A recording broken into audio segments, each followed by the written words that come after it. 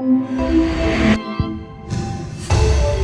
buenos días con todas y todos. Es realmente un gusto poder estar hoy día con la profesora Norma Fuller para conversar a propósito de los maravillosos 50 años que cumple la maestría en antropología de nuestra universidad, ¿no?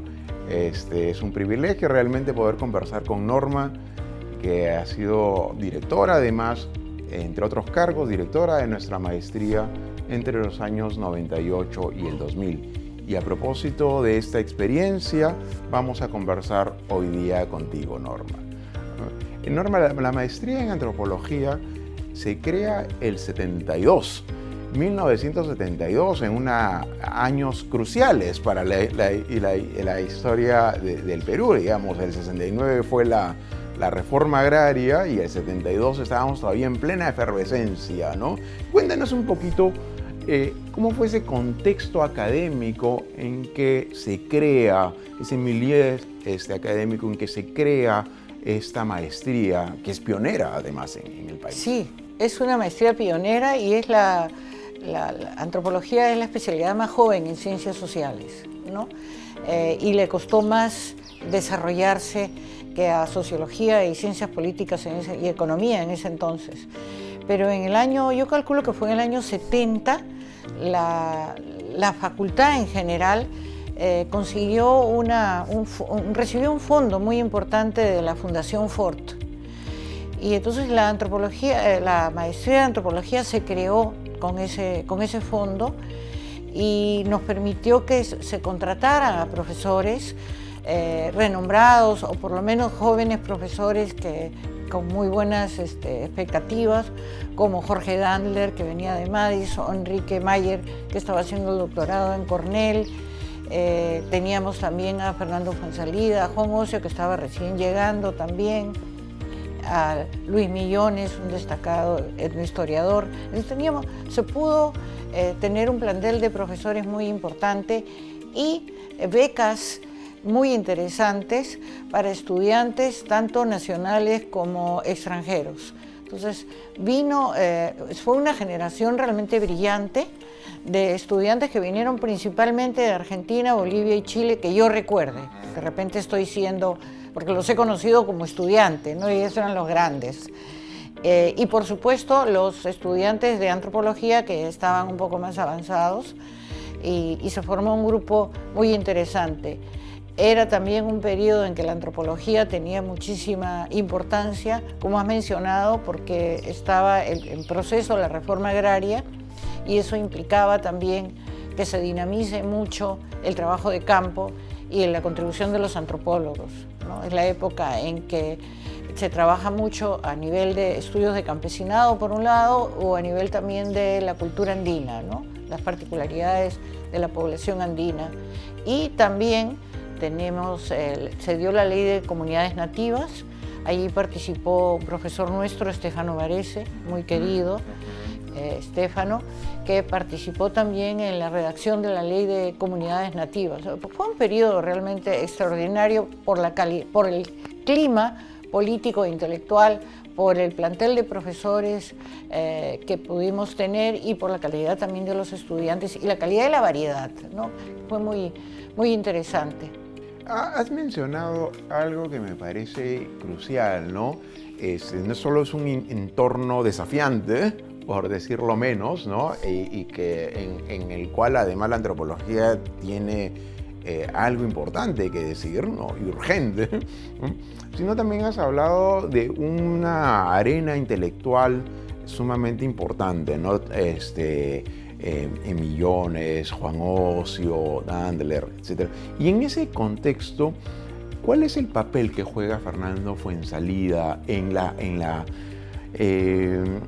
este impulso a nuestra especialidad en general, pero en específico a la creación de la maestría? Mira, yo no, como te digo, no fui testigo de esto porque era estudiante y no participaba de todas estas partes administrativas, pero Fernando llegó de Manchester rodeado de una aura de genialidad que ya tenía, además, antes de irse, fue presidente de las Juventudes Comunistas, era miembro del IEP, tenía un trabajo muy importante también con el IEP en comunidades campesinas, ¿no? Y toda una propuesta sobre lo que es la cultura andina, el desarrollo rural, etcétera, etcétera. Fue también el coordinador del área de antropología y pasa a ser el primer coordinador, si no me equivoco, de la maestría. Norma, es interesantísimo y ahora quiero hacerte una pregunta más bien de contraste. ¿Cuál es ese contexto académico que te toca, en el que te toca asumir la dirección de la maestría? No fue un contexto fácil como yo lo recuerdo, pero la maestría pasó, como toda la católica, por épocas muy difíciles, ¿no? Con toda la crisis económica, la crisis política, las ciencias sociales quedaron muy golpeadas también por el descrédito que trajo los movimientos subversivos. Entonces hay una especie de estancamiento, si tú lo quieres. Ahora bien, la maestría cuando yo entro todavía se sostenía y el clima era bastante diferente. El grueso de los estudiantes eran profesores de provincias, porque la facultad, que pertenece a la Universidad Católica y tiene relaciones muy importantes con la Pontificia Universidad Católica de Lovaina la Nueva, tenía unas becas bastante completas para profesores de provincias. Entonces, en ese momento, el grueso de los estudiantes eran profesores de antropología de provincias las universidades propiciaban que sacasen la maestría, ¿no es cierto?, para mejorar la calidad de la educación. Entonces, era un personal diferente, muy interesante, con una experiencia, digamos, etnográfica muy rica. Pero el tono era bastante diferente, porque era menos, digamos, como cuando yo lo conocí, menos cosmopolita, digamos, y había, digamos, pero el diálogo era muy interesante, había gente que era realmente erudita en algunos temas, ¿no? Muy simpático. Yo agarré el último periodo en que la maestría se dictó de día y con becas para los estudiantes. Entonces eran personas que venían, podían instalarse y dedicarse realmente a estudiar, ¿no?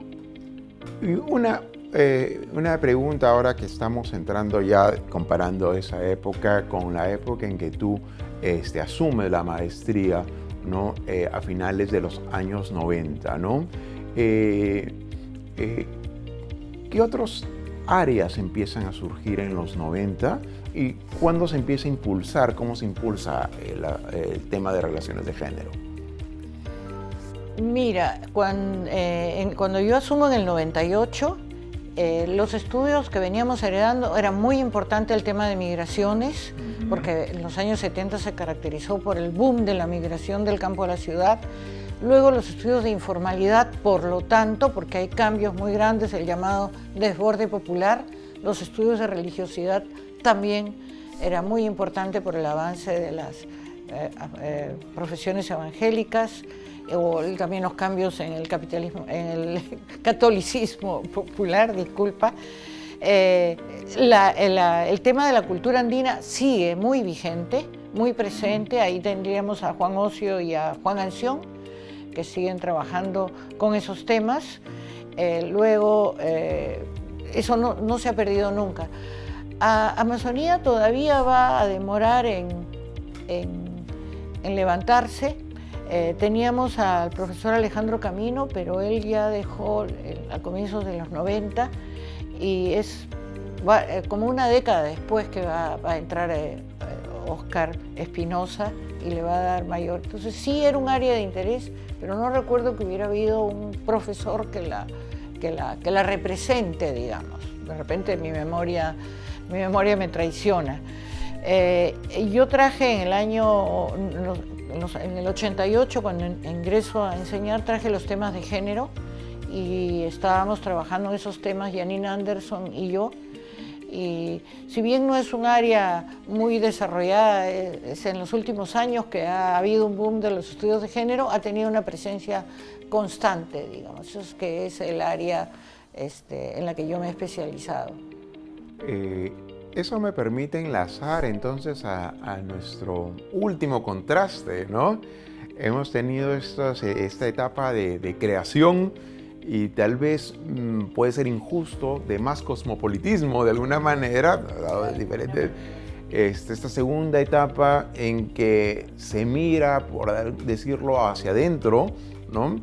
Con un esfuerzo con otras universidades en otras regiones del país, y estamos en un contexto diferente, en un contexto social y político, pero también en un contexto institucional diferente, que tú has dicho, las maestrías en general no hay becas y son más profesionalizantes y los turnos son en la noche, ¿no? Entonces, dentro de esos contextos de cambio que hay, ¿cómo ves el lugar de la maestría de antropología, nuestra maestría de antropología, en la escena de la antropología peruana en general? Yo creo que es un centro de excelencia, ¿no? Dentro de los estándares peruanos, los profesores no tienen el cosmopolitismo que tuvieron en los años 70, pero son todos y todas muy bien formados, con muy buen nivel académico, con investigaciones, con publicaciones. Los alumnos también tienen un nivel interesante por razones diferentes, ¿no? Están compuestos ahora por una parte de profesores de la misma universidad, de otras especialidades que necesitan tener maestría, lo cual hace una población diversa, muy activa, muy interesante, muy dialogante, y por estudiantes nuestros que quieren seguir la maestría. Entonces tenemos una buena calidad de estudiantes. Norma, no quisiera finalizar esta conversación, que en un sentido es una conversación que hemos venido teniendo en los últimos 20 años y que continuará, sin dos cosas. Primero agradecerte no solo la gentileza de hoy día, sino agradecer tu enorme labor, no solo colocando la línea de género, impulsando la línea de género, sino formando generaciones de antropólogos y antropólogas en nuestra especialidad y en la maestría en particular, ¿no? Y lo otro es darte la palabra para tus palabras de felicitaciones a estos 50 años que cumplimos. Bueno, han sido realmente una aventura muy variada, con grandes subidas y bajadas, pero puedo decir con mucho orgullo que siempre mantuvimos la calidad de la maestría y que solo ha ido mejorando, ¿no? Y creo que tenemos la antropología peruana tiene un lugar en la antropología mundial y la antropología americana en particular, y creo que sostenemos esa antorcha con dignidad y esfuerzo, digamos, ¿no? Muchas gracias.